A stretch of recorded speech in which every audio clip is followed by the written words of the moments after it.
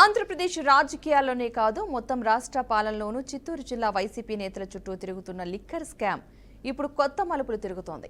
3,500 కోట్ల భారీ మద్యం అవినీతి కేసులో ఒకరి తర్వాత ఒకరు అరెస్ట్ అవుతుండటంతో జిల్లాలోని వైసీపీ శ్రేణుల్లో భయం, అనిశ్చితి, కలవరమే నెలకొందంటూ కూడా రాజకీయ విశ్లేషకులైతే చెప్పుకొస్తున్నారు. నిన్నొకరిని విచారిస్తే ఈరోజు ఇంకొకరికి నోటీసులు, రేపు ఎవరు అరెస్ట్ అవుతారోననే టెన్షన్ పార్టీ నేతల్లోనూ కేడర్లోనూ ఆందోళన కలిగిస్తోంది. ఇక ఇప్పటికీ మాజీ ఎంపీలు, ఎమ్మెల్యేలు, సీనియర్ మంత్రులు, ఇన్ఛార్జీలు వరుసగా విచారణలకు హాజరవుతూ ఉండగా కొత్త పేర్లు బయటపడడంతో రాజకీయ వర్గాల్లో నెక్స్ట్ ఎవరు అన్న చర్చ ఊపందుకుంది.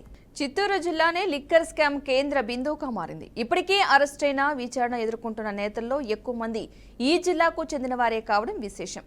చంద్రగిరి, రాజంపేట, తిరుపతి నగరి సహా పలు నియోజకవర్గాల్లో నేతలపై ఆరోపణలు రావడం, ఎన్నికల సమయంలో మద్యం డబ్బులు పంచారన్న దర్యాప్తు సాక్ష్యాలు బయటపడడంతో జిల్లాలో వైసీపీ భవిష్యత్తు ఎటు వెళుతోందో అనే చర్చ జోరుగా సాగుతోంది. సిట్ దూకుడు, వైసీపీ భయాందోళన, ఇది ఇప్పుడు చిత్తూరు రాజకీయాల సత్యం.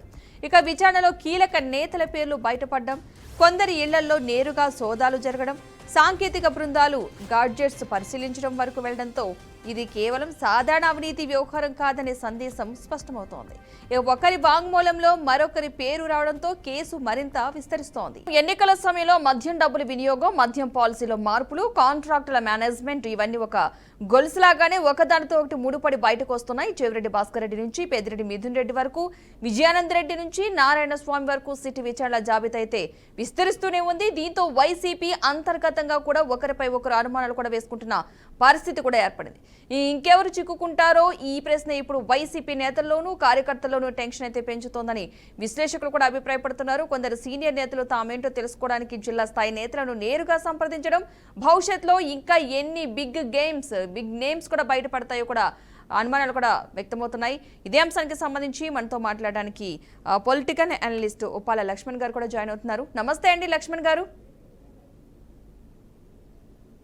అన్మ్యూట్ చేయరు, మీ వాయిస్ వినిపించట్లేదు. నమస్తే. ఓకే, ఇప్పుడు ఏపీకి సంబంధించిన ఈ సిట్ లిక్కర్ స్కామ్కి సంబంధించి ఎక్కువగా చిత్తూరు జిల్లా నుంచే ఎక్కువగా వస్తున్న పేర్లు, అసలు ఏం జరుగుతుంది? ఆ జిల్లా వాసులే ఎక్కువ మంది ఎందుకు వాళ్ళ పేర్లే బయటకు వస్తున్నాయి అనుకోవచ్చు. అసలు ఏం జరుగుతుంది అనుకోవాలి? అంటే జగన్మోహన్ రెడ్డి గారికి అతి సన్నిహితంగా ఉన్న వాళ్ళల్లో మిథున్ రెడ్డి, వాళ్ళ తండ్రి, తర్వాత చెవిరెడ్డి భాస్కర్ రెడ్డి, ఈ వాళ్ళను బాగా కాన్ఫిడెన్స్ లేక తీసుకున్నాడు ఆయన. తర్వాత ఏవైతే ఈ లిక్కర్ తయారు చేసే కంపెనీలన్నీ కూడా బెంగళూరులో ఎక్కువ ఉన్నాయి, అది చిత్తూరుకు దగ్గర. బెంగళూరుకు సంబంధించిన కంపెనీలతో ఈ యొక్క వ్యవహారాలు నడపడం వలన క్యాష్ నగదు రూపంలో కోట్ల రూపాయలు కాదు, వేల కోట్లలో చేతులు మారాయి. ఎందుకు అలా చెప్తున్నామంటే ప్రొడక్షన్కు అమ్మకాలకు చాలా తేడా ఉంది, వేరియేషన్. వాటిని పరిశీలిస్తుంది చిట్టు కూడా ఇప్పుడు. అలాగే నగదు రూపంలో వచ్చినటువంటి డబ్బు ఏమైపోయింది? ఎన్నికల్లో బాగా ఖర్చు పెట్టారు. 50 కోట్ల నుంచి 100 కోట్ల వరకు కూడా కొన్ని నియోజకవర్గాల్లో ఖర్చు పెట్టిన సందర్భాలు ఉన్నాయి. ఇవన్నీ రకరకాల చేతులు మారి ఆ డబ్బు ఎన్నికల్లో బాగా పనిచేసింది అనుకుంటున్నాను నేనైతే. ఈ చేతులు మారినప్పుడు మీరు అన్నట్టు ఒక పేరు వచ్చింది అనుకోండి, లేదు నాకు ఇంతే అందింది, ఒక ఆయనకి ఇచ్చాను అంటాడు. అప్పుడు ఆయన్ని కూడా విచారించాలి తప్పదు. ఓవరాల్గా ఏంటంటే మనీ లాండరింగ్ కూడా ఇందులో కనిపిస్తుంది రాబోయే రోజుల్లో. ఎందుకంటే నగదు నువ్వు వైట్గా మార్చుకోవాలి అంటే కొన్ని కంపెనీలలోకి అవి ఉత్పత్తి చేయకపోయినా ఉత్పత్తి చేసినట్టు, వ్యాపారం చేయకపోయినా వ్యాపారం చేసినట్టు చూపించుకొని దాన్ని వైట్మెంట్ చేస్తున్నారు. ఇప్పుడు చూడండి, చెవిరెడ్డి భాస్కర్ రెడ్డికి సంబంధించి 6 కంపెనీల యొక్క రికార్డు తనిఖీలు చేస్తున్నారు. 6 కంపెనీలు ఉన్నాయని మరి మనకి ఎవరికైనా తెలుసా? ఎవరికి? సో అట్లాంటి ఇంకా మిథున్ రెడ్డికి సంబంధించి కూడా చాలా కంపెనీలు ఉన్నాయి. ఇవన్నీ కూడా ఆ జిల్లా వాళ్ళు కాబట్టి వాళ్ళకు అనుచరుల ద్వారా కొంత బిజినెస్లు, కొంత ఈ మనీ క్యారీ చేయడం ఇవన్నీ జరిగాయి కాబట్టి ఈ మనీ క్యారీయింగ్ లో రకరకాల పేర్లు బయటకు వస్తున్నాయి, వాళ్ళను విచారిస్తున్నారు. కానీ ఈ ఈ చిత్తూరు జిల్లాతోనే సరిపోదు. ఇప్పుడు మంత్రి నారాయణ స్వామి పేరు కూడా ఎందుకు వస్తున్నదంటే ఆయన ఆక్వారీ శాఖ మంత్రి, అంటే ఎక్సైజ్ మినిస్టర్. ఆయన పాత్ర నాకేం లేదు, నాకేం తెలియదు, అంత నాకు తెలియకుండా జరిగిపోయింది అని ఆయన చెప్తున్నప్పటికీ కూడా మరి పాలసీ డిసైడ్ చేసేటప్పుడు మినిస్టర్ సంతకం లేకుండా పాలసీ ఎలా డిసైడ్ అవుతుంది? ఆ విధంగా నగదు రూపంలోనే ఓన్లీ 7% మాత్రమే ఆన్లైన్ బిజినెస్ జరిగింది, రిమైనింగ్ అంతా కూడా నగదు రూపంలో జరిగింది. ఆ నిర్ణయం ఎవరు తీసుకున్నారు?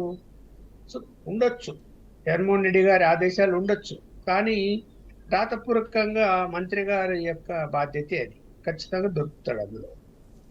సో ఆయన కూడా విచారించాల్సినటువంటి అవసరం వస్తుంది.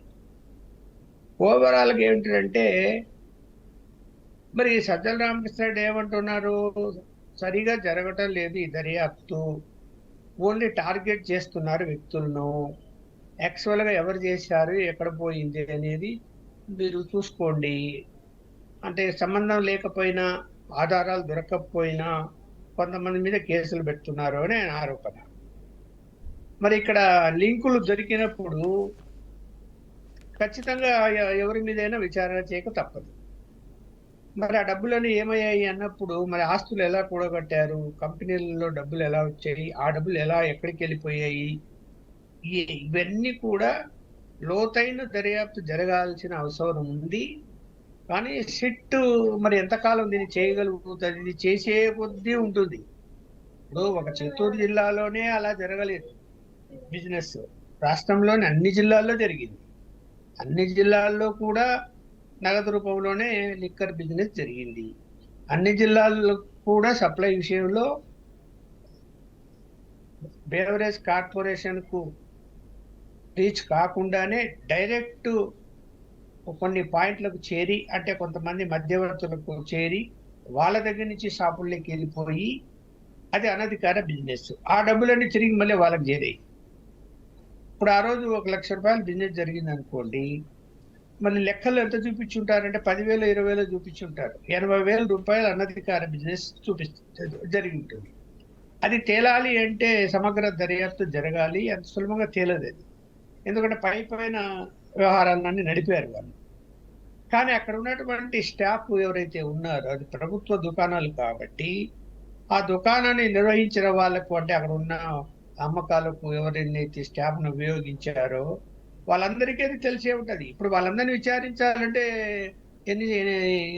ఎన్ని షాపులు ఉన్నాయి, ఎంతమందిని విచారించాలి, అలా వాళ్ళ ద్వారా కూడా బయటపడుతుంది జరిగిందా లేదా ఆ బిజినెస్ అని. ఇప్పుడు వాళ్ళని ఇంకా వాళ్ళ జోలికి పోలేదు, నెక్స్ట్ స్టెప్ అది వెళ్తారేమో తెలియదు. దొరికి తీరుతారు, దొరకకుండా ఏం పోరు. బిజినెస్ అలా జరిగినప్పుడు ఎట్లా తప్పించుకునే అవకాశం ఉంటుంది? కాకపోతే ఏంటంటే ఇప్పటి వరకు ఏదో కొంతమంది మనీ సీజ్ చేశాము ఈ లిక్కర్ స్కామ్ లో చెప్తున్నప్పుడు కూడా 3,500 కోట్ల బిజినెస్ అండి, అంటే లిక్కర్ స్కామ్ జరిగి ఉంటుంది అని ఒక అంచనా వేసి చెప్తున్నారు. కానీ అంతకు మించి 4 రెట్లే జరుగుతుంది. ఇంకా అదే అది చాలా తక్కువ. ఇప్పుడు ఏం చెప్తున్నారు? ఎక్కడో ఈ క్యాష్ నగదు ఉంది, ఎన్నికల్లో కూడా అంత ఖర్చు పెట్టలేదు, ఇంకా ఎక్కడో దాచిపెట్టి ఉన్నారు అంటే దాన్ని బయటికి తీయాలి. మరి సాధ్యమవుతుందా? తీయగలుగుతారా? లేదు. ప్రస్తుత ప్రభుత్వం కూడా మరి దాన్ని లోతుగా విచారణ చేయడానికి సిబిఐకి ఇవ్వాల్సింది పోయి సిట్ ద్వారానే జరుపుతున్నది. మరి ఇంకా అందులో ఉన్నటువంటి వ్యక్తులు, ఇప్పుడు మంత్రులు ఉండొచ్చు, ఎమ్మెల్యేలు, అంటే మాజీ మంత్రులు ఉండొచ్చు, ఎమ్మెల్యేలు ఉండొచ్చు. ప్రతి జిల్లాలో వాళ్ళ వైఎస్ఆర్సీపీ నాయకులు ఏ స్థాయిలో ఉన్నా కూడా వాళ్ళందరూ కూడా అందులో భాగస్వాములే అని ఆరోపణలు వస్తున్నాయి. సో ఎంతమంది ఇప్పుడు విచారించాలి? ఎంతకాలం పడుతుంది? అసలు ఈ పీరియడ్ ఇప్పుడు సంవత్సరం 4 నెలలు అయిపోయింది. ఇంకా మరి ఇంకా ఎన్ని సంవత్సరాలు పడుతుంది? వీళ్ళ పీరియడ్ లో చేయగలుగుతారా, కంప్లీట్ కాగలుగుతారా అని మనం వేచి చూడాలి.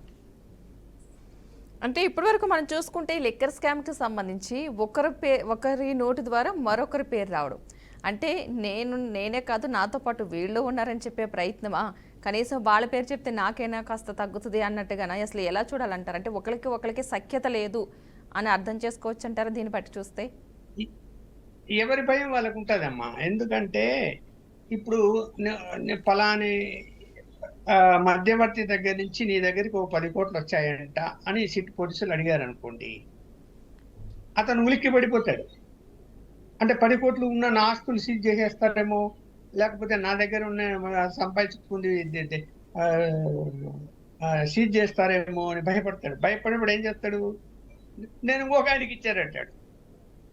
అలా జరిగి ఉంటుంది. అతనేం అబద్ధం చెప్పాల్సిన అవసరం లేదు. ఈ ట్రాన్సాక్షన్స్ లో ఎలా ఉంటదంటే ఒకరికో చేతులు మారి ఉంటాయి. మారినప్పుడు మొత్తం నా మీద పడుతుందేమో అని భయంతో కూడా ఇదిగో నేను ఒక ఆయనకి ఎక్స్ ఆయనకి ఇచ్చాను అని చెప్పొచ్చు. ఎక్స్ ఆయన వై ఆయనకి ఇచ్చానని చెప్పొచ్చు. ఇలా కూడా జరిగే అవకాశాలు ఉన్నాయి. ఇప్పుడు అందరికీ భయం అయితే పుట్టుకుంది. ఏమో ఎవరి మీదకి వస్తుందో. తప్పు చేయకపోతే భయపడాల్సిన అవసరం ఎవరికీ ఉండదు. ఆధారాలు దొరకాలి.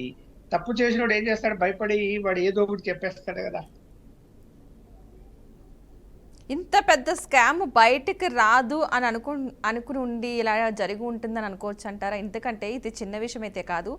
లిక్కర్ స్కామ్కి సంబంధించి చాలా పెద్దగా ఒక్కొక్కటి బయటకు వస్తూ ఉన్నాయి కాబట్టి.